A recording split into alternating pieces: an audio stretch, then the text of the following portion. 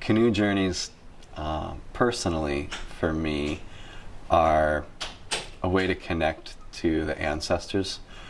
Traveling on the water in a canoe gives you appreciation for how people lived back then and how our tribal ancestors operated. There's an amazing amount of patience that you realize that those people had, and sometimes we feel like we're like first graders, trying to learn, how they did it, and our level of proficiency is gotta be just, tiny compared to their level of proficiency. And so that's something that we try to do, is we try to learn everything that we can. Canoes are really great because they permeated every part of the culture back then, sort of like how today the automobile permeates every part of American culture, just about. It's very similar. If you wanted to hunt and gather, you had to go out on the canoe. If you wanted to visit relatives, you were in the canoe. There's a huge amount of culture, of respect and safety and training and taking care of yourself. It's all wrapped up in the canoe.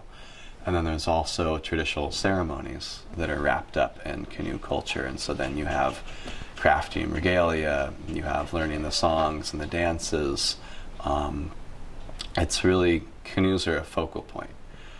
Well, it's a lot of big self-determination, a lot of patience, a lot of, because it's a long way. I mean, last year was my first year, but it was one of the longest journeys.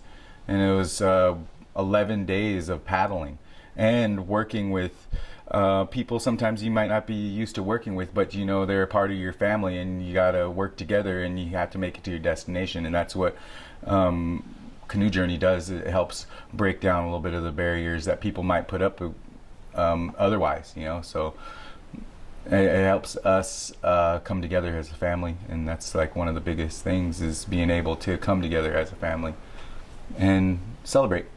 So my identity within the canoe family as a strong leader, helping where help needs, making sure that the young ones are being taken care of, setting up camp, taking down camp, making sure that there's enough water on the canoe, making sure that the snacks are packed the day before, and making sure everybody's well rested, which we all know that hardly happens.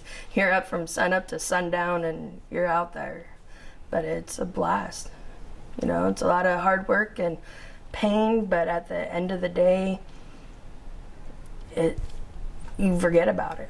And you're sitting there during final protocol week and we're like, are we going to paddle back home?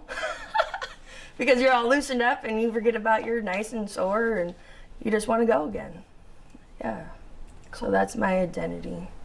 It's a moving experience if someone has never been on the Canoe Journey, and just the hard work and dedication it takes to get the canoe to where you want it to go, and then set up camp, help everybody out, and then participate in the song and dance every night is a lot of hard work and effort, and it's really satisfying. So that's what it means to me. It's just hard work and a lot of fun at the same time.